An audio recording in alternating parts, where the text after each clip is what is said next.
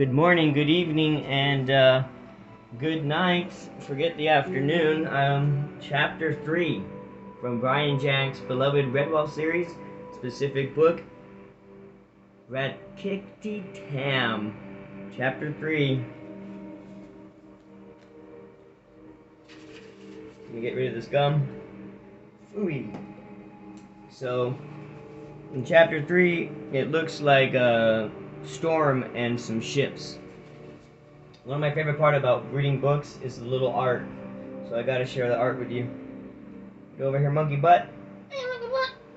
Bart, you know him. Bite me, man.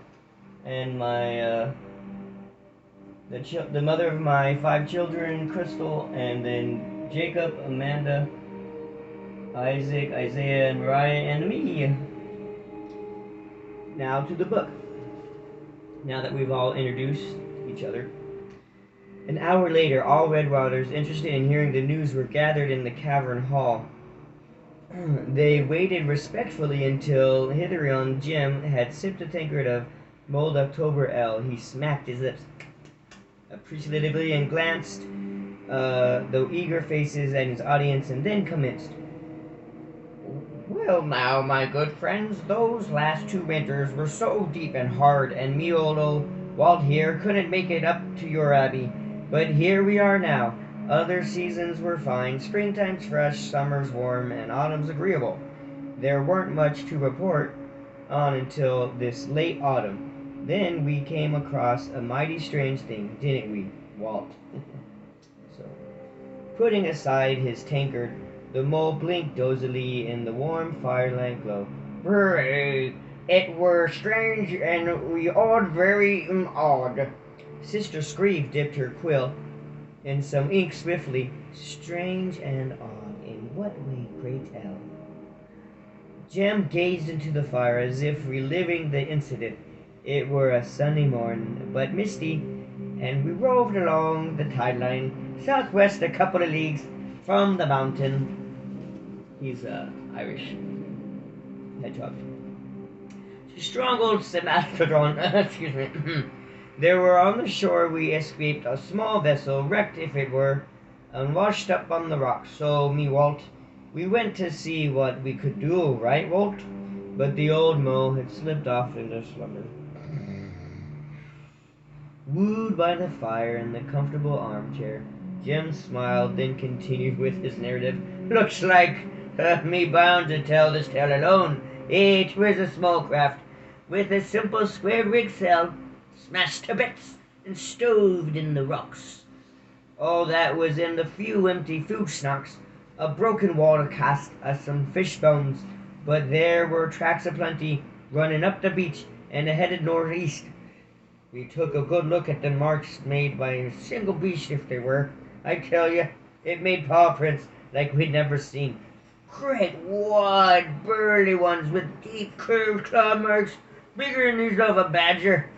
The claws were broader, more pointed, the blunt like the badger's very own sharp and along. But the burial tracks, I figured this must be a beast with long, coming from its paws by the length of the paw marks and the depth.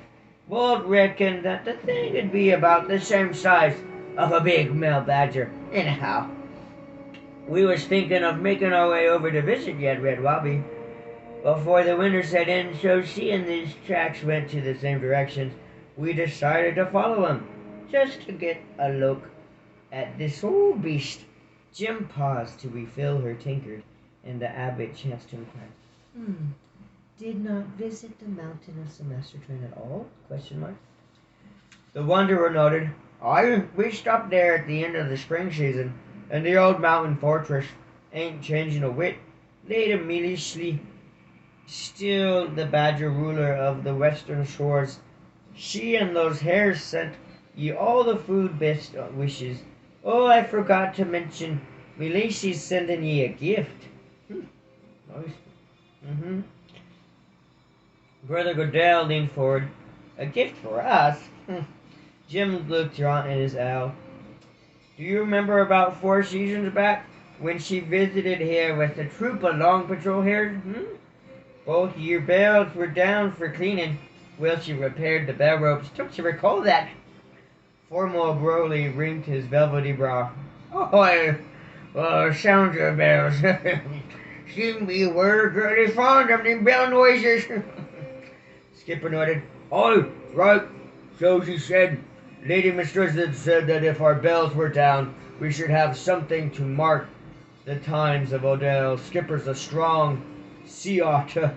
He's got a deep, strong Scottish accent or something like that. Jim winked at the otter. Oh, she's sending a drum. Sister Screeve paused from a recording. A drum? The traveler explained. But what a drum, Mom? Well, when I saw it, 'twas only half made. The drum skin was taken from the big dead shark. The hares found it washed up on the beach one morning. Melissamy and the hares were making an encasing for 2 great circles of emerald and ribbons from shark bone. I saw the hares at the forge beating out the gold and the silver to decorate the rim and the edges of the drum. 'Tis going to be a drum, the Lyco which never seen. Abbot Humble folded both paws into his wide sleeves. How kind and thoughtful of our friends, Maurice. We must think of something to send her in return. Perhaps a beautiful woven robe, or a keg of sweet damson and elderberry wine. She was very fond of my wine when she visited us. Sister Screeve turned to Jem impatiently. Yes, but what the tell, my friend? Did you forget Walt followed the tracks and ran to the shore?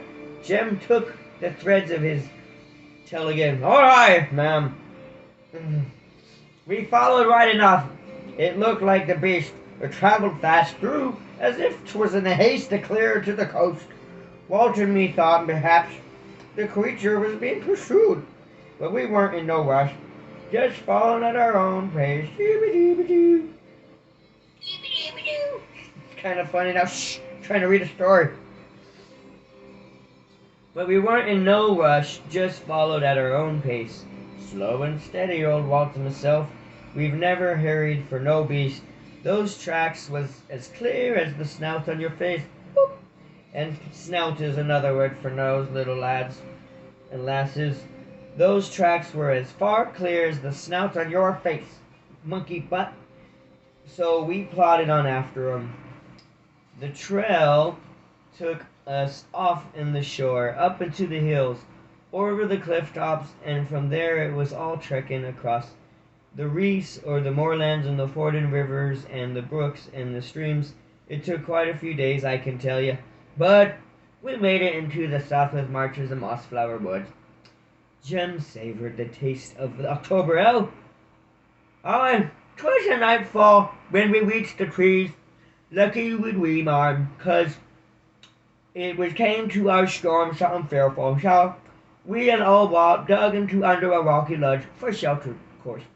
And I wouldn't be out in the storm like that for anything. Not that crazy, but not that crazy, you know that. Sister Armel interpreted Jem. That big thunderstorm, but that was only 5 minutes ago. The hedgehog nodded, holding out his tankard for a refill. Right you are, pretty miss. Wink, wink. Otherwise, we'd have arrived at your arbor 2 days afore the snow. Finding that beast cut us some time. So did you find the creature? Abbot Humble inquired. The traveler held his foot paws up to the fire glow.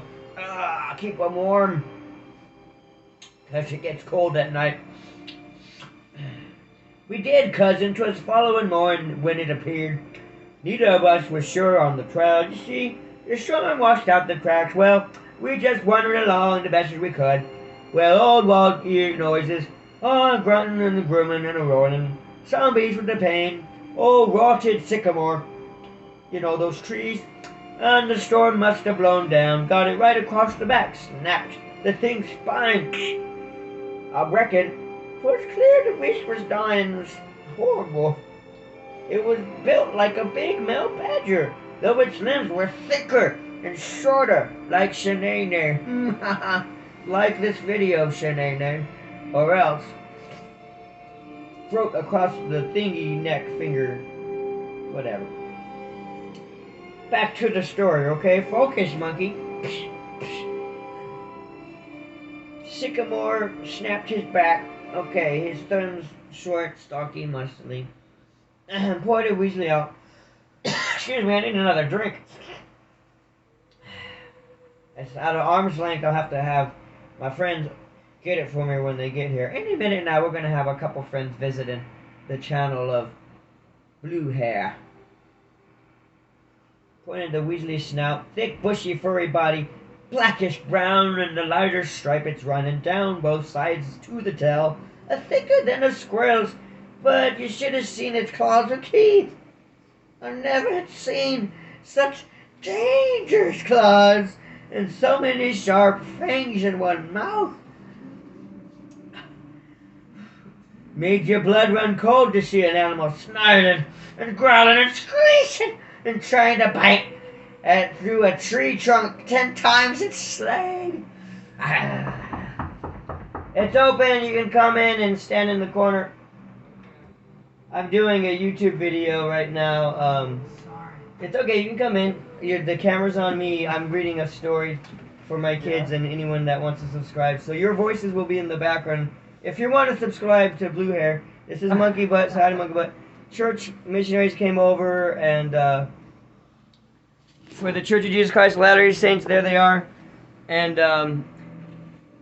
but I can't pause it, and I'm already in the middle of it, so you guys can go visit someone or meet people in the front, or just sit and I'll be done in a couple pages. Sounds good. But I'm doing go say hi to Scott. yeah, and then come back up. Okay.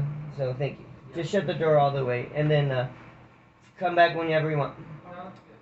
Alright, to be continued to the story. He is trying to the Wolverine, broken back, huge trunk, snapped it, and he's sitting underneath it, trying to bite as he's dying, running on his last breaths. Four more gruffly twitched his snout curiously. Boy, what did you do, sir? Hertha and Jim struggled. Wasn't a lot we could do, really. It was soon as we saw us, the beast roared and yelled even louder, as if it was our fault. But you know it wasn't our fault. The fallen sycamore was a great old wooden giant of a thing. A score of the creatures couldn't have budged it. So me and Walt tried talking to the beast. We told it was friends and didn't mean it no harm, hey? It was just bared its fangs at us and said, no beast is friend of Asker. You come near, I tear you to pieces. Asker slays an enemy, every beast is enemy. Every beast is enemy. So this is what I'm going to try to do the voice of the Wolverine, but I'm an old man. So I'm an old, not a man, I'm an old hedgehog. But I'm going to try to do the voice of a dying Wolverine. No beast, or friend of Asgard, ye come near, I tear you to pieces. Asgard slays enemy, every beast is enemy. Every beast is enemy. That's going to be the title of this video. Roar! Jim paused and looked around at his audience. Well, friends, I asked you what we should do. Old Walt threw Asgard a canteen in case he was thirsty, but he flung it back at us. Did. Broken back and refusing food and drink, and even friendship. Oh, such a shame. Everyone should have at least one friend. You're my one friend to the bitter end. You've been with me non-stop for 3 months now. Monkey Butt has lived with me. He's a good friend if you know a Monkey Butt. Back to the story. Focus. Psh, psh. So he's a thick-headed fool. He just gave a nasty laugh and said, God will come. Tell him I say he will never find walking stone. Asker soon will die. Asker am I will die. Then you can eat me. Eat me when I die.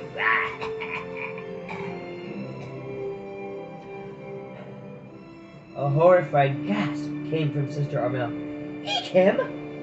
Jim clenched his jaw grimly. Those were his very words, miss.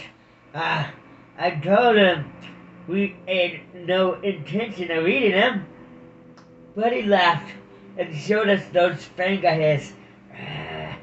You fool! Not eat a scar weak fool! I am Wolverine. All beasts are my enemy. Wolverine eat enemy. Grown dead, not good.